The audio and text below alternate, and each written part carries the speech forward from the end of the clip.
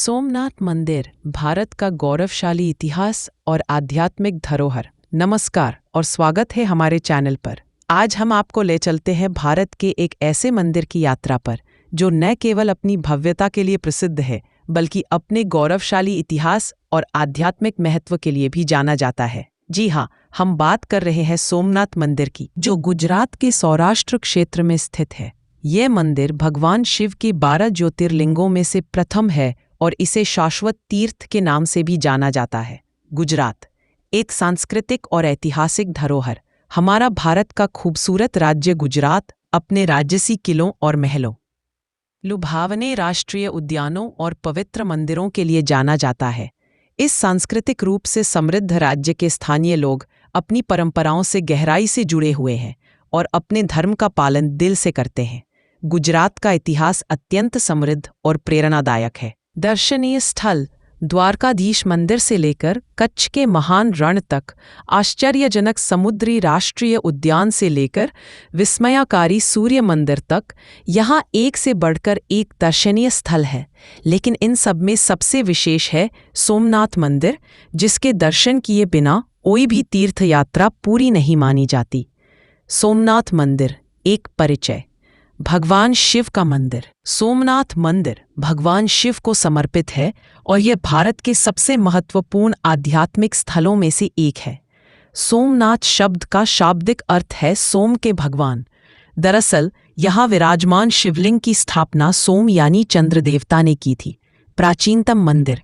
यह भारत के सबसे पुराने मंदिरों में से एक है, जिसका उल्लेख ऋग्वेद, स्कंद पुराण, शिव पुराण और श्रीमद् भगवद गीता जैसे प्राचीन ग्रंथों में मिलता है। इसे 12 पवित्र ज्योतिर्लिंगों में पहला ज्योतिर्लिंग माना जाता है। भगवान श्री कृष्ण का स्थान सोमनाथ और उसके आसपास का क्षेत्र वही स्थान है जहां से भगवान श्री कृष्ण पृथ्वीलोक को छोड़कर अपने निज धाम गोलोक को गए थे। सोमनाथ मंदिर का इतिहास। हमले और पुनर्निर्माण। बार बार का विनाश और पुनर्निर्माण। अत्यंत वैभवशाली होने के कारण सोमनाथ मंदिर को कई बार तोड़ा गया और पुनर्निर्मित किया गया। इसीलिए इसे शाश्वत तीर्थ भी कहा जाता है, क्योंकि इतिहास में इसे कई बार नष्ट किया गया, लेकिन हर बार इसकी महिमा और भव्यता बरकरार रही। डॉक्टर राजेंद्र प्रसाद का कथन। वर्तमान मंदिर के अभिषेक समारोह में भारत के पहले राष्ट्रपति डॉक्टर राजेंद्र प्रसाद ने कहा था, सोमनाथ मंदिर यह दर्शाता है कि सृजन की शक्ति हमेशा विनाश की शक्ति से अधिक होती है। मूल मंदिर की भव्यता। मूल मंदिर की भव्यता का अंदाज़ा इस बात से लगाया जा सकता है कि शुरू में आंतरिक मंदिर या गर्भगृह रत्नों से जड़ा हुआ था, लेकिन बार बार किए गए हमलों में ये सब कुछ लूट लिया गया। अभिषेक के लिए चंदन का पानी हरिद्वार से लाया जाता था और पूजा के लिए फूल कश्मीर से लाए जाते थे। सोमनाथ मंदिर का निर्माण काल। अज्ञात निर्माण समय। इतिहासकारों के अनुसार मूल सोमनाथ मंदिर के निर्माण का समय अज्ञात है। प्राचीन भारतीय शास्त्रीय ग्रंथों पर आधारित शोध से पता चलता है कि पहला सोमनाथ ज्योतिर्लिंग वैवस्वत मनवंतर के 10वें त्रेतायुग के दौरान श्रावण मास की शुक्ल पक्ष की तृतीया तिथि को स्थापित किया गया था। स्वामी गजानन सरस्वती का दावा। वाराणसी में जगतगुरु शंकराचार्य वैदिक शोध संस्थान के अध्यक्ष स्वामी गजानन सरस्वती के अनुसार पहला सोमनाथ मंदिर लगभग 8 करोड़ साल पहले बनाया गया था, जैसा कि स्कंद पुराण के प्रभास खंड में उल्लिखित है। 4 चरणों में निर्माण। माना जाता है कि सोमनाथ मंदिर का निर्माण 4 चरणों में हुआ। भगवान चंद्र ने स्वर्ण से, रावण ने चांदी से, भगवान श्रीकृष्ण ने चंदन की लकड़ी से और पांडवों में से एक भीम ने पत्थरों से। मंदिर का पुनर्निर्माण और हमले। प्रारंभिक पुनर्निर्माण। माना जाता है कि सोमनाथ मंदिर का पुनर्निर्माण 320 और 500 ईस्वी के बीच करवाया गया था। फिर 649 ईस्वी के आसपास वल्लभी के मैत्रक राजाओं द्वारा पुनर्निर्माण करवाया गया, जिन्हें देवगिरी के रूप में जाना जाता है। अल जुनैद का हमला। सिंध के गवर्नर अल जुनैद ने गुजरात और राजस्थान के आक्रमणों के दौरान लगभग 725 सीई में मंदिर को नष्ट कर दिया। राजा नागभट्ट द्वितीय।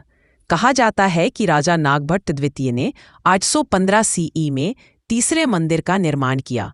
सोमनाथ मंदिर पर महमूद गजनबी का हमला और लूटपाट 1024 में सोमनाथ मंदिर पर गजनी के महमूद द्वारा हमला किया गया। दरअसल जब अरब यात्री अल बरूनी ने अपने यात्रा वृत्तांत में सोमनाथ मंदिर की भव्यता और वैभव का वर्णन किया तो महमूद गजनबी 1024 में लगभग 5000 साथियों के साथ सोमनाथ मंदिर पर हमला करने और इसे लूटने के लिए आ गया। उसने मंदिर की संपत्ति तो लूटी ही, साथ ही मंदिर में पूजा अर्चना कर रहे लगभग 50,000 श्रद्धालुओं का भी बेरहमी से कत्ल कर दिया। पुनर्निर्माण। इसके बाद मंदिर का पुनर्निर्माण मालवा के राजा भोज और पाटन के राजा भीमदेव प्रथम द्वारा किया गया। सोमनाथ मंदिर पर अन्य हमले। अलाउद्दीन खिलजी का हमला। इसके बाद सोमनाथ मंदिर फिर से अलाउद्दीन खिलजी की सेना द्वारा विनाश का लक्ष्य बन गया, जिसके बाद मंदिर को सौराष्ट्र के राजा महिपाल ने 1308 में बनवाया।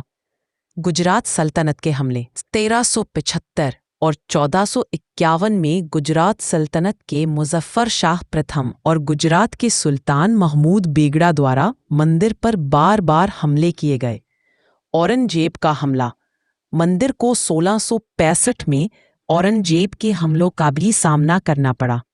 रानी अहिल्याबाई होलकर का योगदान। 1741 में इंदौर की रानी अहिल्याबाई होलकर और ग्वालियर के श्रीमंत पाटिल बुआ शिंदे के संयुक्त प्रयास से मंदिर का पुनर्निर्माण किया गया।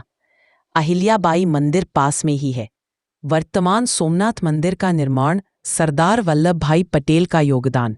वर्तमान मंदिर का पुनर्निर्माण भारत के पहले गृह मंत्री और लौह पुरुष सरदार वल्लभ भाई पटेल ने करवाया था। भारत के पहले राष्ट्रपति डॉक्टर राजेंद्र प्रसाद ने एक पटेल का संकल्प। देश की स्वतंत्रता के बाद जब सरदार पटेल ने सोमनाथ का दौरा किया तो वह मूल मंदिर स्थल की खराब स्थिति से बहुत दुखी हुए और इसे जल्द से जल्द पुनर्निर्मित करने का संकल्प लिया। नए मंदिर का निर्माण। 1951 में होलकरों द्वारा 18वीं शताब्दी के निर्माण के बगल में मूल आधार पर नए मंदिर का निर्माण किया गया। पुराने मंदिर के अवशेष अब एक संग्रहालय में संरक्षित हैं। वास्तुकला। वर्तमान मंदिर को चालुक्य शैली या कैलाश महामेरु प्रसाद शैली में बनाया गया माना जाता है। चिनाई का काम सोमपुरा सलाद द्वारा किया गया। चांदी के द्वार। सोमनाथ मंदिर से मूल रूप से संबंधित चांदी के 3 द्वारों को मराठा राजा महादाजी शिंदे द्वारा मोहम्मद शाह को हराने के बाद लाहौर से भारत वापस लाया गया। सोमनाथ मंदिर में उन्हें फिर से स्थापित करने के असफल प्रयासों के बाद उन्हें उज्जैन में 2 मंदिरों को उपहार में दिया गया, महाकालेश्वर ज्योतिर्लिंग और गोपाल मंदिर, जहां उन्हें अभी भी देखा जा सकता है। शिखर और दृश्य। मंदिर का शिखर लगभग 50 मीटर ऊंचा है। अरब सागर से घिरे इस मंदिर से सौराष्ट्र प्रायद्वीप का शानदार नज़ारा देखने को मिलता है। मंदिर के एक ओर से समुद्र की लहरों पर सूरज की रोशनी के ट्रिपिंग का अलौकिक दृश्य देखा जा सकता है। मंदिर के अन्य आकर्षण। अन्य मंदिर और स्थल। मंदिर परिसर में वल्लभ घाट के अलावा श्री कपाड़ी विनायक और श्री हनुमान मंदिर भी है। वल्लभ घाट एक खूबसूरत सूर्यास्त स्थल है। Light and sound show.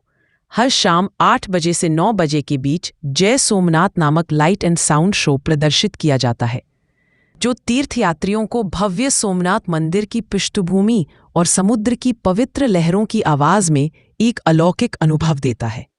बारिश के मौसम में यह शो बंद रहता है। कार्तिक पूर्णिमा मेला। यहाँ नवंबर के महीने में 4 दिनों के लिए कार्तिक पूर्णिमा मेला आयोजित किया जाता है, जो बड़ी संख्या में भीड़ को आकर्षित करता है। धन्यवाद। हमें उम्मीद है कि आपको सोमनाथ मंदिर के बारे में यह जानकारी पसंद आई होगी। कृपया हमारे चैनल को सब्सक्राइब करें और इस वीडियो को लाइक और शेयर करें। अगली बार फिर मिलेंगे एक नए विषय के साथ। ना